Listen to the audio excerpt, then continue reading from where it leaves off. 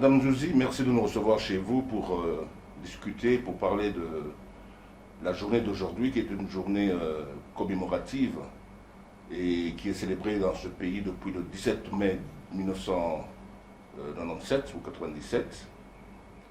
Qu'est-ce que cette date du 17 mai vous inspire exactement? Merci pour la question. Cette journée, pour moi, c'est un jour qui devrait être un jour de deuil. Pourquoi un jour de deuil? Parce que lorsque un compatriote congolais, un vrai Congolais, va chercher 5 armées étrangères, les amener dans son pays pour agresser son pays et avoir le pouvoir, ce n'est pas normal. Nous avons tous choisi la démocratie. Le président Mobutu, à partir de 1990, il avait accordé le multipartisme, où on pouvait avoir plusieurs partis politiques, où on pouvait avoir la liberté d'expression. Mais amener 5 armées étrangères qui viennent découvrir la grandeur de ce pays pour avoir le pouvoir, au lieu d'attendre que les élections qui étaient déjà programmées aient lieu, je pense que c'est une très mauvaise chose. Pour moi, ça devrait être un jour de deuil et non un jour férié. Donc vous entendez par là un jour de deuil en mémoire de tous ces millions de Congolais qui sont morts suite à cette guerre d'agression. Exactement, parce que quand ils sont entrés ici, il y a eu des morts. Et c'était des morts inutiles. Pourquoi en arriver jusque-là alors que les élections étaient déjà programmées? Si vous voulez devenir président de la République, passez par les élections, que le peuple qui est souverain puisse choisir. Si vous avez la majorité des voix, eh bien, pourquoi pas? Au lieu d'aller chercher à agresser votre pays, tout ce que nous avions comme monnaie étrangère à la Banque nationale, ça a été emporté. Parce qu'ils sont allés partout et tout prendre. Tout ce que nous avions comme minerais de valeur qu'on gardait à la Banque centrale dans les coffres forts, tout ça a été emporté. Tout ce que nous avions comme documents importants sur l'accession de notre pays à l'indépendance, qui était au Palais de la Nation, ça a été emporté. Donc franchement, le 17 mai devait être un jour de deuil et non pas un jour férié. En tout cas, en ce qui me concerne, je vais travailler comme d'habitude. Est-ce que vous êtes d'accord, comme certains le disent, que toutes ces années que nous avons dans ce pays depuis plus de 25 ans, avec l'Est qui est en feu et en sang depuis plus de 25 ans, cela découle justement de la journée du 17 mai 97. Mais bien sûr, ça découle de là parce qu'on leur a donné les gens de l'Est, les 5 armées étrangères qui étaient venues ici avec leur patron en tête. On leur a donné la possibilité de découvrir la grandeur de la République. Tout ce que nous avions, comme je venais de vous dire, comme documents importants sur les minéraux, les réserves de minéraux, ces documents ont été emportés. Sinon, ils ne pouvaient pas se les permettre. À l'époque du président Mobutu, on savait que dès que tu te permets de prendre 1 mètre carré de notre territoire, mais la réaction allait être immédiate. Mais ici, ils sont entrés en promenade de santé. Ils sont allés à la Banque centrale, ils ont pris tout ce qu'il y avait comme minerai là-bas. Ils sont allés à l'OCC, ils sont allés à l'OGFREM, ils sont allés au Palais de la Nation, ils sont allés au Mont Galiem, ils ont tout emporté. Comment voulez-vous? Maintenant, quand ils viennent, c'est parce qu'ils ont des endroits, ils savent qu'à tel endroit, il y a des minéraux importants. Mais je regrette que Laurent Désiré Kabila ait fait cela.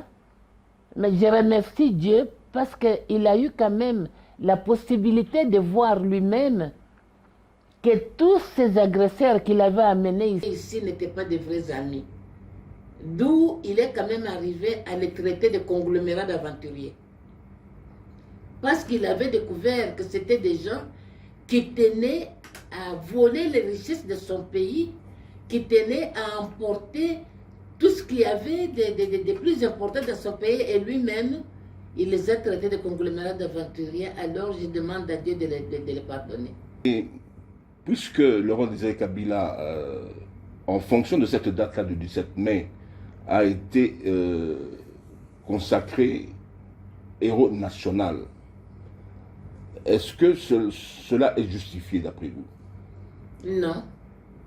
Ce que Laurent Désiré Kabila a fait, bien que je lui donne, je demande à ce qu'on puisse le pardonner, comme il avait reconnu lui-même son erreur en traitant ses armées de conglomérats d'aventuriers, on ne peut pas pardonner les gestes qu'il avait fait.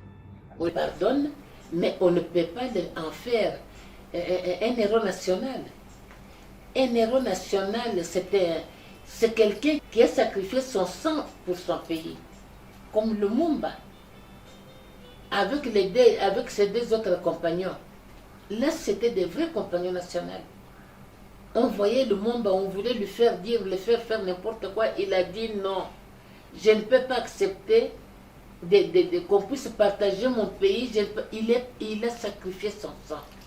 Mais Laurent Désiré Kabila, c'est une personnalité de notre pays, c'est vrai. Mais en faire un héros national, je pense que là, c'était de trop. Et qu'est-ce que vous pensez dans ce cas de l'ordre national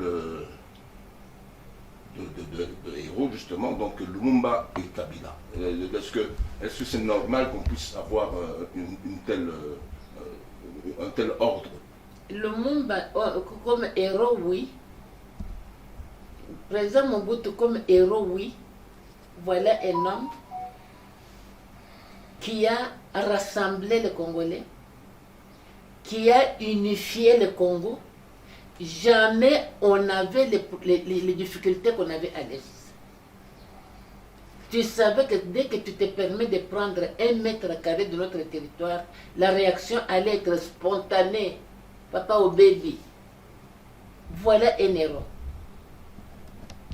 Le Mobutu n'était pas milliardaire. Comme on en parle aujourd'hui, il y en a les chiffres qui sont cités. C'était terrible. On a vu comment il était en exil. Il faut qu'on ait le courage de faire la vraie histoire de notre pays. Laurent Désiré Kabila, c'est une personnalité de notre pays. Un Congolais, un vrai Congolais, pour suivre mon frère de père et de mère. C'était une grande personnalité, mais les gestes qu'il avait fait d'amener 5 armées étrangères pour agresser son pays, il ne le mérite pas. Le président Mobutu Sese Seko, oui.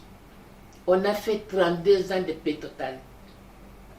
J'ai été envoyé, il n'y avait pas le tribalisme. J'ai été envoyé au gouverneur au Bas-Congo, un peuple que j'adore, un peuple pacifique. À aucun moment je me suis sentie étrangère. Kondeville Kikanda a été envoyé gouverneur à Lubumbashi avec Koyabialo. À aucun moment il s'est senti étranger au Katanga. Voilà ce qu'on devrait faire. Regardez ce que nous avons aujourd'hui comme problème dans toutes les provinces entre les assemblées provinciales avec les gouverneurs. Pourquoi? Parce qu'on a changé les choses inutilement. Il faut qu'on ait le courage de rentrer à l'ancien système. Un gouverneur représente le président de la République, un gouverneur représente l'État. Il ne doit pas être nécessairement un originaire de cette province-là. On aura moins de problèmes. Mais quand on veut s'entêter, aujourd'hui c'est l'argent qui parle. Il faut avoir, quand on voit l'importance de la caution qu'on demande pour être élu gouverneur, et quand on voit les moyens que le gouverneur doit utiliser pour battre la campagne et être nommé, c'est beaucoup d'argent. Et ceux qui n'ont pas les moyens, les fonctionnaires de l'État qui n'ont pas les moyens. disons que le pouvoir est resté pour les gens qui ont de l'argent. Où est-ce qu'on a écrit que l'intelligence se trouve seulement dans les têtes de ceux qui ont des millions? Nulle part.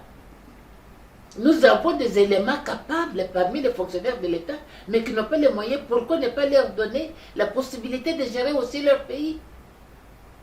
Les élections et élire le gouverneur, mais c'est une fatalité. J'ai été gouverneur, je sais de quoi je parle. J'ai été gouverneur au Bas-Congo, gouverneur de Kinshasa. J'ai servi la territoriale pendant plus de 30 ans, donc je sais de quoi je parle. Je n'ai pas l'habitude de parler en l'air.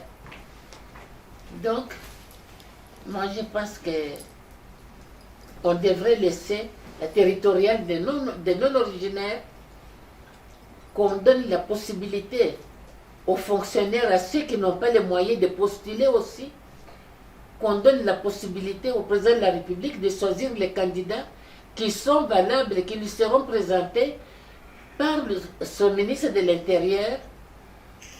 Et je crois que vous verrez que les choses vont changer. Mais tant qu'on continue à s'entêter, eh bien, on va continuer à avoir les mêmes problèmes. Je voudrais revenir un peu à la date du 17 mai avec l'AFDL.